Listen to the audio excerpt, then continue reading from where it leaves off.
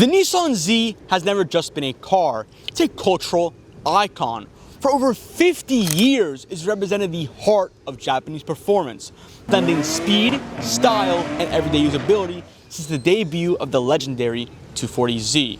I'm Ari from Boost Life, and today's question is, does the new Z NISMO honor that legacy, or does it fall short of the Z's iconic roots?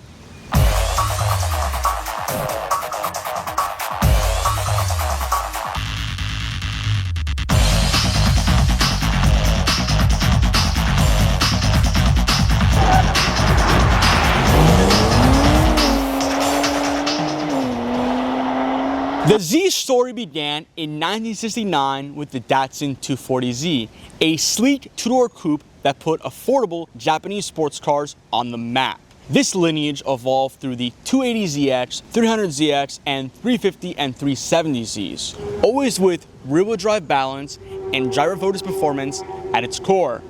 Nismo is Nissan's motorsport division, and they began tuning Zs in the 80s for racing. However, they got into street cars with the 350Z NISMO and the sharper 370Z NISMO. The new Z NISMO hopes to carry the legacy forward. It's retro-inspired, tech-equipped, and the fastest Z yet. Let's talk looks.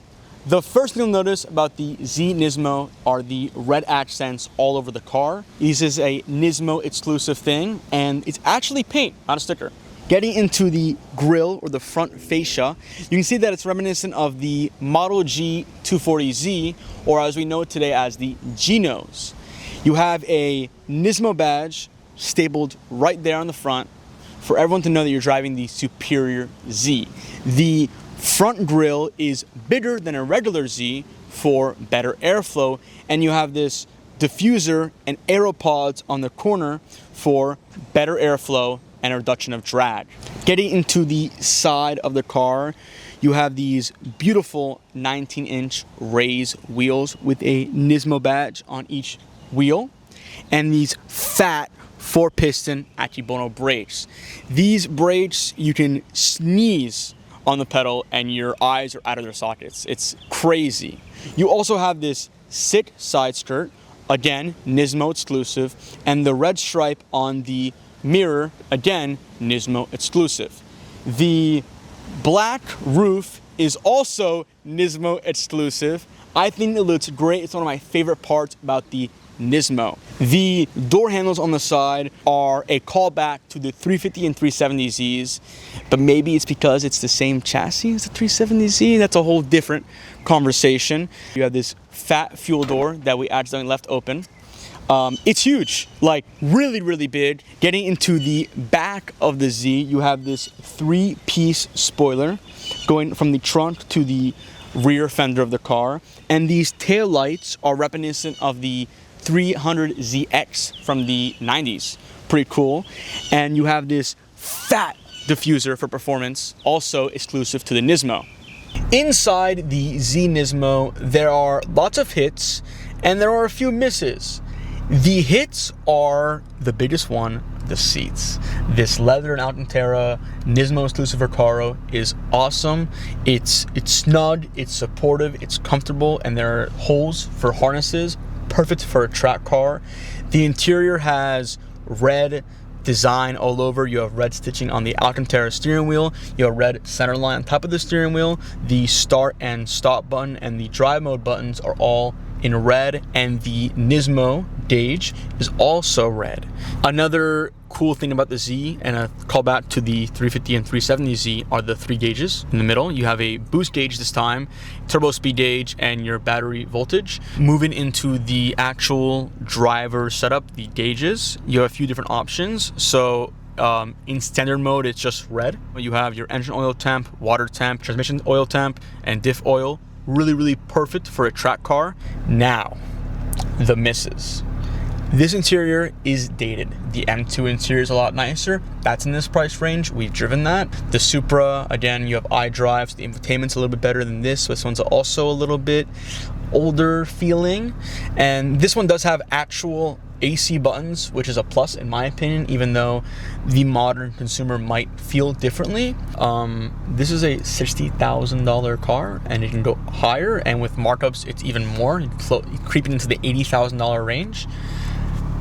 Why are there blank buttons, Nissan? Why? What is this? What is this? Come on, do better. Let's talk about the elephant in the room, the biggest flaw with this car. I don't know what Nissan was thinking in offering their highest trim enthusiast car, track car, in automatic only. Right here, you have so much space. This is where your hopes and dreams are for a f***ing 6-speed. I mean, really, you can't even look this car up online without articles saying, no manual, no manual, no manual. When the Supra, a car that's in this price range and competes with this car, was released, Supra customers were pissed, so Toyota apologized with the manual. I understand that the Z and Z Performance models offer a manual, but this is the cream of the crop, the highest trim level Z, and there's no manual. One more thing, there is one cup holder. However, if you're on a date with your fair lady, you can push this back and you have another cup holder. However, if you want to rest your arm or anything, you're cooked. I don't know what to tell you. So if your girl wants boba, it's not happening. Under the hood, the Z NISMO does share the same 3-liter twin turbo from the standard Z. However, Nismo did not leave it alone. It's beefed up from 400 horsepower to 420, and from 350 pound-feet of torque to 384. It has faster spooling turbos and independent spark controller tech from its big brother, the GTR. All right, we're going to launch the Z NISMO. So the way you do that is you gotta put it in Sport Plus, it's gotta be in drive, and then you slam on the brake pedal, you pull the pedals back, and you floor it, and you go.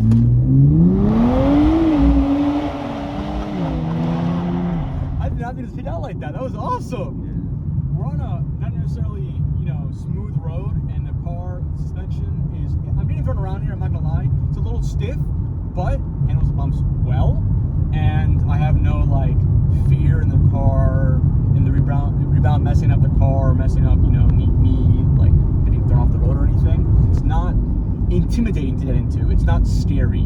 Whereas I feel like you can get into this car and get on a track day and you can just drive the piss out of it, and you'll have a great time, and there's no fear that you'll crash or outdrive yourself, because you have all the tools here to go fast around a track.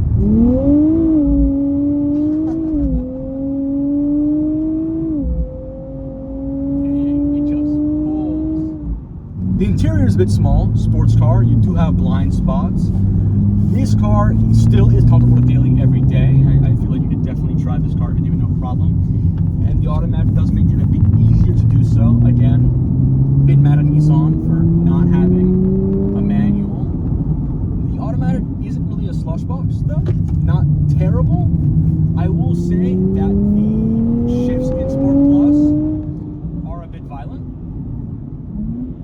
But I'm playing around with manual mode right now, and they're pretty quick. There's really no lag in the shifting. I really wanted to sit here and talk the automatic. It's not perfect. It's not a DCT. There are cars in this price range that have better automatics, and cars like the M2 and the Supra that do offer manual in this price range. This automatic isn't terrible, but as a car enthusiast, I find myself missing something here. The old feeling part of this car, the datedness of the car, doesn't feel terrible. If you like older cars that I do, it's not bad. The hardest justification, again, transmission and the price. Nissan did tune the transmission. They said that the downshifts are 50% quicker and the upshifts are 27% quicker than the standard Z automatic. So you do have that. I think one of the bigger reasons that Nissan didn't include a manual is because maybe that this chassis is dated.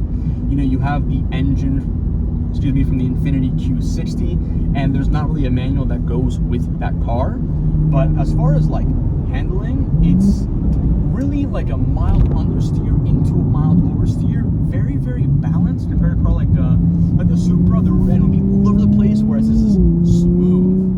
You can really brake deep, turn in, and the car will do it. It is fantastic.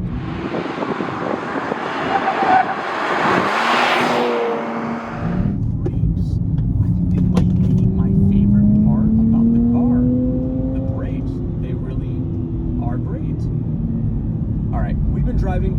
me this day in Sport Plus. That's why you hear the transmission, you know, a little over rev and stuff and things like that. It's a little rough with Sport Plus. Again, this is supposed to be track oriented. You know, that's the point. Whereas in Sport mode, which we're switch to now, it's smoother. I just noticed that on those back roads back there, we got over a G in those corners, which is fantastic. Yeah, I mean, I'm really pushing this car, and it's really, you know, it's doing what I ask of it. And you know, out of a sports car, you really can't ask for more.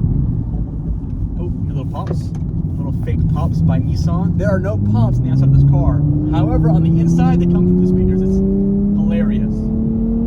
Power is great. I mean, this car is fast, really fast. I mean, 420 horsepower is plenty to work with this car. I mean, it's a good bundle of car. It really is. I wish it wasn't so much more than the regular standard Z, because you're paying a lot more for this performance, but you do get a lot. The car is good. Okay, I wanted to hate it. I really went in with the mindset of, oh, it's gonna suck. It's not a manual. And like, there's so much good about it, but I'm not saying that it's, you know, good enough. The ride is stiff. It's not harsh, it's stiff. I can see myself driving something like this every single day. Say the line, Bart! If it was manual. Yeah! Other than that, the interior is dated. You know, it's pretty much, it's a built upon 370Z interior, chassis, etc. It's a parts bin car in some aspects, because the chassis is reused and the engine's from another car, from a Q60. The price point is hard to justify. However, Nismo did pour a ton of things into it. It makes it more power to standard Z, it handles better, it drives flatter. It's great. If you're buying a car like this for track, I mean, you really have a good bundle here. You have such a good package. I mean, it's just the suspension, the brakes, engine. I mean, yes, the chassis is dated, but it's built upon. The engine is from the Q60, but it's played with. Nismo touched it. It's great. And you know, I think if you're gonna go take a car to the track, this is a great option. Like a track toy, this is great. Whether you're a die-hard Nissan fan, a lifelong Z enthusiast, or just someone who can respect what Nissan has meant to the car world, it's hard to ignore the writing on the wall. With the company facing massive financial losses, cutting thousands of jobs, and shifting towards mass market EVs, niche performance cars like the Z NISMO getting harder to justify. The end of an era started by the 240Z in 1969 that defined affordable Japanese performance for generations. If this is the send-off, it matters more than ever, because we might not get another. Huge thank you to Johnathan for letting us borrow his Z NISMO for the day. We had a great time in it. And a huge thank you to you guys for watching. Please don't forget to like, comment, and subscribe. As always, I'm Ari from Boost Life, and we'll see you in the next one. See you later, brother, see you car. See you later, brother, see you car. See you later, brother, see you car.